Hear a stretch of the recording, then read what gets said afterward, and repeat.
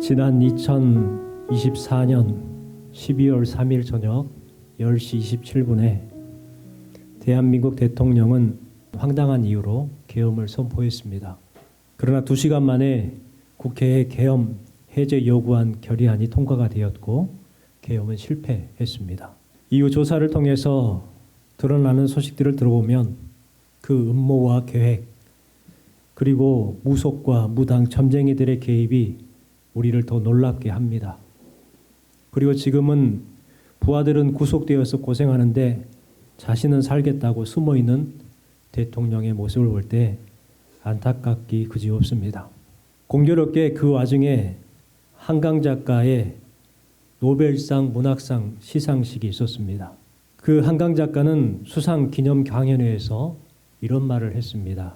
자신은 지금까지 현재가 과거를 도울 수 있는가, 산자가 죽은 자를 구할 수 있는가라는 두 질문을 끊임없이 던져왔다고 합니다. 그리고 얻은 결론은 산자가 죽은 자를 기억하는 것이 그들을 살리는 길이고 죽은 자를 기억하는 것이 산자의 현재를 구할 수 있는 길이다 라고 했습니다. 광주 민주화 항쟁의 경험이 이번 계엄을 막을 수 있었던 원동력이 되었다는 것입니다. 우리가 과거를 잊어버리지 않아야 되는 이유가 바로 여기에 있습니다. 성경은 오늘을 살아가는 우리에게 계속해서 이것을 말하고 있습니다. 성경은 성경에 등장하는 과거의 사람들을 통해서 오늘 우리를 구원하는 것입니다.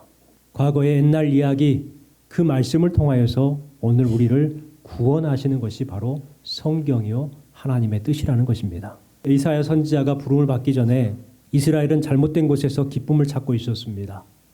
우상 숭배와 타락한 접신과 무속과 주술 같은 이방 문화를 통해서 거기에서 기쁨을 찾고 거기에서 행복을 찾으려고 했다는 거예요.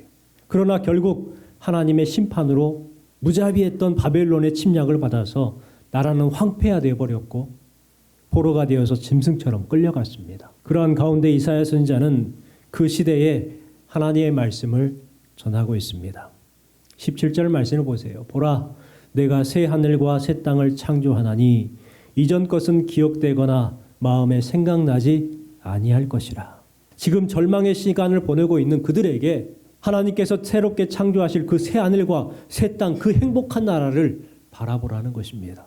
지금 우리에게 말씀하고 있는 것 같습니다. 정치가 경제를 망가뜨리고 있습니다. 얼마 전까지만 해도 세계의 K열풍이 휩쓸었는데 그 K열풍이 식기도 전에 한국의 신인도가 40년 전으로 돌아가고 있습니다. 그런데 이 폭풍은 곧 하나님을 만나는 시간이라는 거예요. 이스라엘 백성들이 바벨론에 의해서 황폐화됐고 무너졌는데 포로로 끌려가고 있는데 그래도 이사야 선지자가 선포하고 있는 게 뭐예요? 새 하늘과 새 땅을 창조하신 하나님을 바라는 거예요. 지금 현재 이 고통의 시간이 하나님을 만날 수 있는 시간이라는 거예요. 혼자 걷지 않을 거예요 라는 찬양이 있습니다. 그 찬양의 가사에 보면 그대 폭풍 속을 걷고 있을 때 비바람을 마주해야 할 때 불빛조차 보이지 않아도 그대 혼자 걷지 않을 거예요. 폭풍 속에 있고 비바람이 불어치고 있고 어두워요. 불빛조차 보이지 않아요. 혼자 걷고 있는 것 같아요. 그러나 그때 혼자 걷지 않을 거라고 말씀하고 있는 것처럼 바로 그때가 하나님을 만날 때라고 우리에게 이야기해주고 있습니다. 시인 조지 하버트는 이런 말을 했어요. 기도를 배우기 원하면 바다로 가라. 이 말을 했습니다. 폭풍을 만나면 그때서 비로소 하나님을 의지하게 되는 거예요. 우리가 어려움을 당하게 되면 하나님을 찾을 수밖에 없게 되는 거예요. 그런 것처럼 하나님을 의지하게 되고 비로소 참된 기도가 무엇인지를 깨닫게 된다는 거예요. 요나는 언제 하나님을 만났습니까? 요나는 진짜 하나님을 언제 만나냐면 폭풍 속에서 하나님을 만났어요. 제자들은 어떻습니까? 예수님을 제자들은 언제 만났어요? 진짜 예수님을 만날 때가 언제냐면 배에서 풍랑을 만났을 때 그때 비로소 예수님을 만나게 되었고 고백합니다. 주여 나를 떠나소서 나는 죄인으로소이다. 자신이 어떤 존재라는 걸 알게 된 거예요. 그때서 비로소 예수님을 진정으로 만나게 됐다는 거예요. 이 말씀에서 이사야서의 핵심적인 내용을 발견할 수 있습니다. 고통의 때가 하나님을 만날 때라는 것입니다. 이사야 선지자는 백성들이 기쁨을 빼앗기고 절망에 이르게 된 이유에 대해서 이야기하고 있습니다. 이스라엘 백성들이 왜 그렇게 고통을 당하고 기쁨을 빼앗기고 절망에 이르게 되었을까? 가장 첫 번째는요, 하나님을 찾지 않았기 때문에 그래요. 1절 말씀해 보세요. 읽어보겠습니다. 나는 나를 구하지 아니하던 자에게 물음을 받았으며 나를 찾지 아니하던 자에게 찾아냄이 되었으며 내 이름을 부르지 아니하던 나라에 내가 여기 있노라 내가 여기 있노라 하였노라. 이 말씀을 볼 때 이스라엘 백성들이 하나님을 찾았다는 거예요? 찾지 않았다는 거예요? 찾지 않았다는 거예요. 나를 구하지 아니하던 자에게, 이스라엘 백성들은 나를 구하지 않았다는 거예요. 나를 찾지 아니하던 자에게, 나를 찾지 않았다. 내 이름을 부르지 아니하던 나라야. 이스라엘 백성들은 하나님을 구하지도 하나님을 찾지도 하나님의 이름을 부르지도 않았습니다. 그래서 그들은 기쁨을 빼앗기게 되었고 어둠의 세상, 우울한 세상을 살게 된 거예요. 두 번째는 헛된 것에 관심을 가졌기 때문에 그렇습니다. 3절부터 5절까지 말씀해 보면 이스라엘 백성들이 어떻게 살아갔는지에 대해서 기록을 하고 있습니다. 3절에 보세요. 동산에서 제사하며 벽돌 위에서 분향하여. 4절 말씀해 보세요. 무덤 사이에 앉으며 은밀한 초소에서 밤을 지내며 가증한 것들을 구게. 그리고 5절 말씀에 너는 내 자리에 섰고 내게 가까이 하지 말라. 나는 너보다 거룩함이니라. 이스라엘 백성들은 지금 뭐 하고 있습니까? 우상 숭배를 하고 있는 거예요. 가증한 것들에게 제단을 쌓고 그들에게 분향을 했다는 거예요. 무덤 사이 은밀한 초소, 무슨 말입니까? 무속과 주술에 의지를 했다는 거예요. 가증한 재물을 밥그릇에 담아 먹었습니다. 그렇게 미신적인 주술적인 행동을 하고 나는 거룩한 사람인 척. 5절 말씀에 뭐라고 하고 있어요? 너는 내 자리에 섰고 내게 가까이 하지 마라. 나는 너보다 거룩함이라. 자기 자신을 너무도 몰라요. 그러면서 자신은 거룩한 척 하고 있는 이스라엘 백성들의 모습을 발견할 때 지금 우리의 삶을 생각해 보는 것 어떨까요? 또한 세 번째는 행운의 자신의 인생을 걸었기 때문입니다. 우리 12절 말씀 같이 한번 읽어볼게요. 오직 나 여호와를 버리면 나의 성신을 잊고 가색에 상을 베풀며 문희에게 썩은 술을 가득히 분 너희여. 11절 말씀에 보면 이스라엘 백성들이 당시 섬겼던 우상들의 이름이 등장을 합니다. 첫 번째 우상이 뭐였어요? 갓입니다. 또 두 번째는요, 문입니다. 뜻이 뭘까요? 여러분 성경에 보면은 갓 위에 번호가 있을 거예요. 번호가 있는데 그 밑으로 내려가서 보시면은 뭐라고 써 있습니까? 갓이 뭐예요? 운수신이죠. 문의는요? 운명신이죠. 이스라엘 백성들은 자신에게 행운을 얻게 하기 위해서 갓이라는 그 신에게 행운을 달라고 음식을 바쳤다는 거예요. 문의는요, 운명을 관장하는 신이에요. 내가 지금 고달퍼 힘들어. 그러니까 운명신에게 섞은 술을 부어가지고 내 운명을 좀 바꿔보려고 한다는 거예요. 누구 같아요? 저기 높은 자리에 계신 분 같아요. 그러나 여러분, 우리가 아는 것처럼 기쁨을 주시고 생사화복을 주관하시는 분은 오직 하나님뿐임을 기억하시기 바랍니다. 하나님은 하나님을 찾지 않고 헛된 행운의 자신의 인생을 거는 그 사람들에게 보응하시겠다고 말씀하고 있습니다.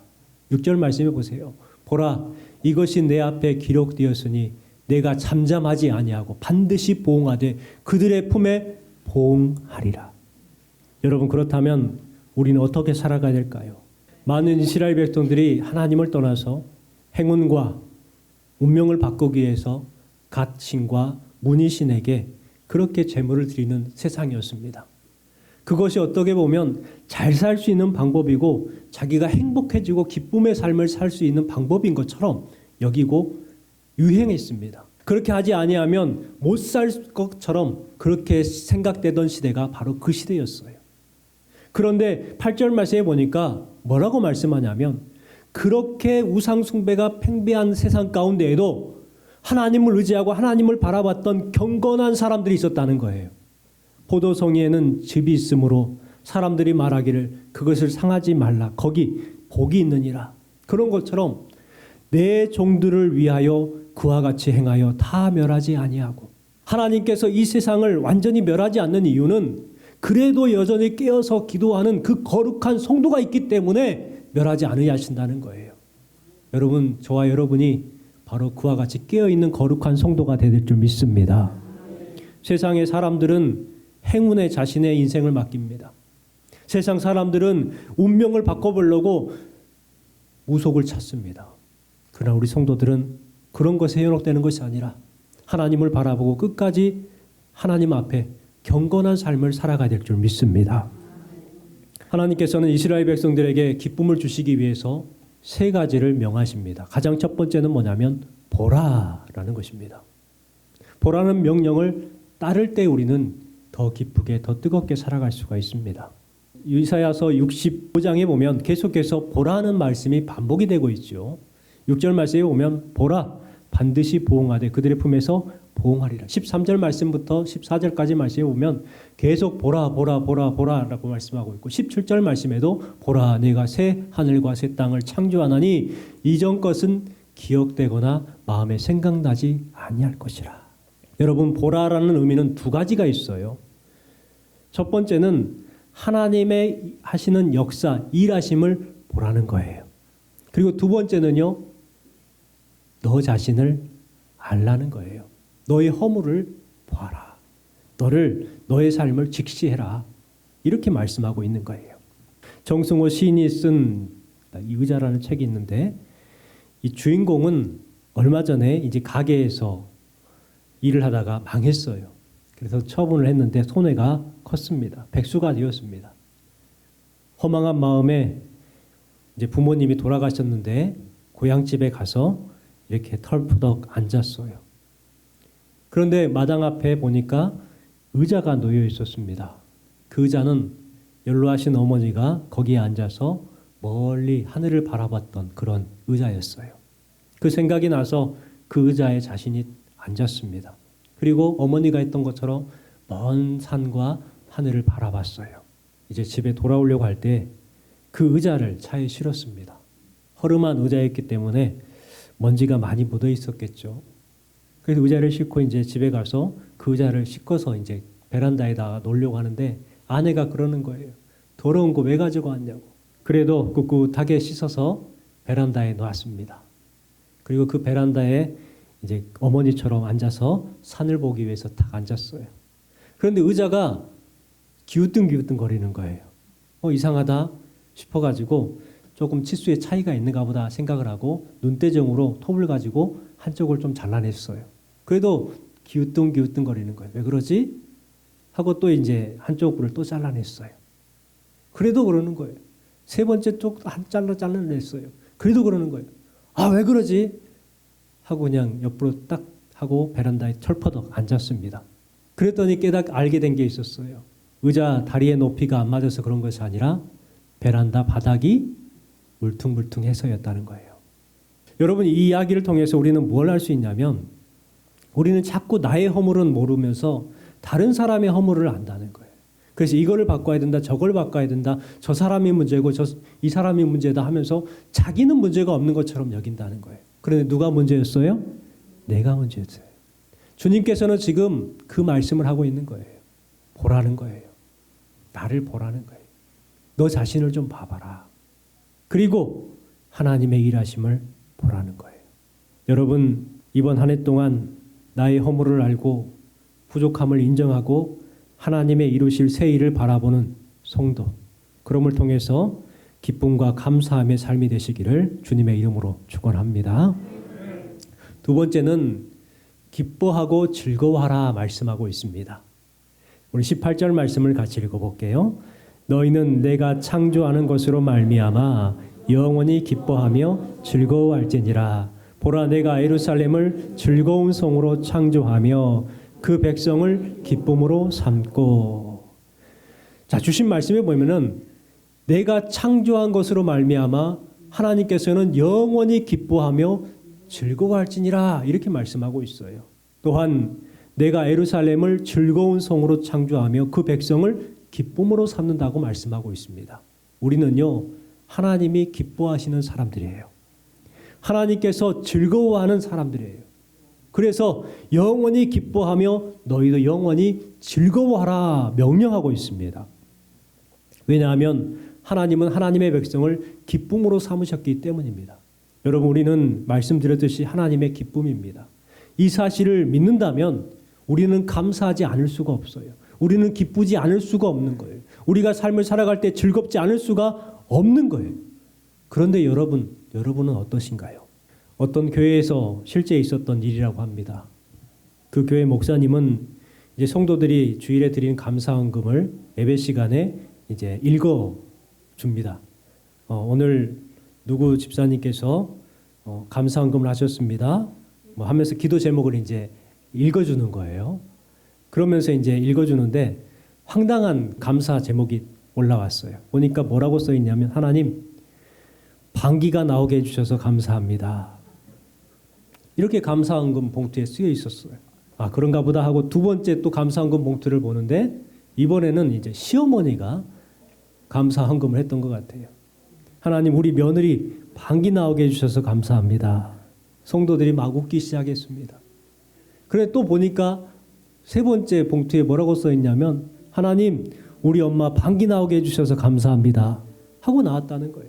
참 중요한 이야기를 우리에게 해주고 있는 것 같아요. 여러분, 수술한 사람이 방귀를 뀌는 것이 얼마나 중요한 줄 아십니까?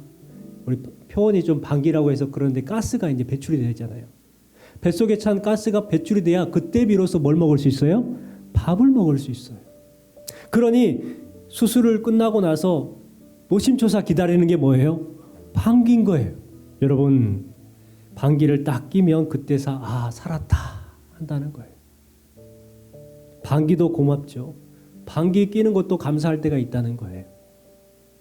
하물며 우리가 살아있는 것이 얼마나 감사합니까? 우리가 먹고 살 수 있고 지낼 수 있는 것이 얼마나 감사합니까? 무안공항에서 사고가 있었죠. 명단을 보니까 성이 같은 분들이 여러 분 계시더라고요. 알고 보니까 아버지, 어머니, 그리고 아들 둘, 그리고 며느리들, 그리고 손주들, 일가족이 그렇게 여행을 갔다가 그 순간에 다 죽었어요.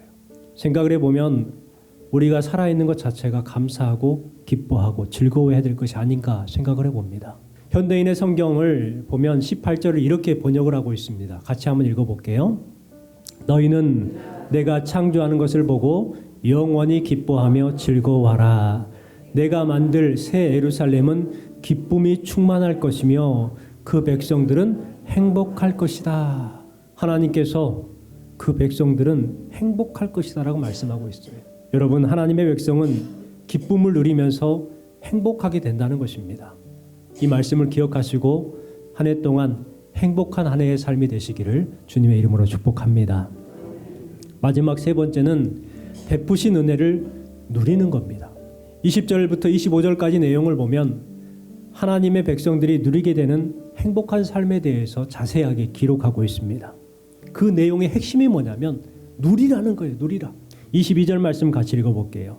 그들이 건축한 데에 타인이 살지 아니할 것이며 그들이 심은 것을 타인이 먹지 아니하리니 이는 내 백성의 수완이 나무의 수완과 같겠고 내가 택한 자가 길이 누릴 것이라.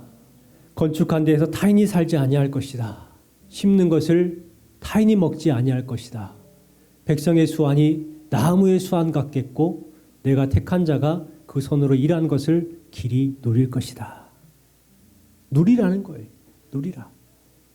20절 말씀에 보면 장수를 누리라 말씀하고 있고 21절 말씀에 보면 열매를 누리라 말씀하고 있고 22절 말씀에 보면 수고한 것을 누리라고 말씀하고 있고 23절 말씀에는 하나님의 보호하심을 누리라고 말씀합니다. 24절에는요 부르기 전에 응답하심을 누리라는 거예요. 25절에는요 평화를 누리라.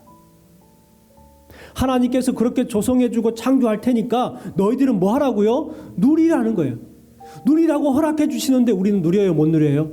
누리지 못해요. 다른 것에 관심을 가져요. 높으신 분처럼 무속에 관심을 갖고 주술에 관심을 갖고 누리지를 못하는 거예요. 얼마나 답답하죠. 여러분, 세상의 무속과 행운을 기대하면은 결국 아무것도 얻지 못합니다. 있는 것을 또 빼앗기게 되는 것이죠. 재물과 육신의 것이 주는 기쁨은요, 허무한 것뿐이에요. 그러나 하나님을 따르는 성도는 기쁨과 즐거움, 행복을 얻게 된다는 것 기억하시기 바랍니다. 여러분, 올해를 더 기쁘게 살기를 원하십니까? 그렇다면 하나님을 더 기쁘시게 하시기 바랍니다. 그러면요, 여러분 분명 더 기쁘게 살 수 있습니다. 여러분, 더 뜨겁게 살기를 원하십니까? 그러면 여러분의 가족들을 더 뜨겁게 사랑하시고 이웃들을 더 뜨겁게 사랑하시고 성도들을 더 뜨겁게 사랑하시기 바랍니다. 그러면 여러분 더 뜨거운 삶을 살 수 있습니다. 2025년도 헛된 기대를 버리고 경건함으로 더 기쁘게 더 뜨겁게 살아가는 여러분 되시기를 주님의 이름으로 축원합니다.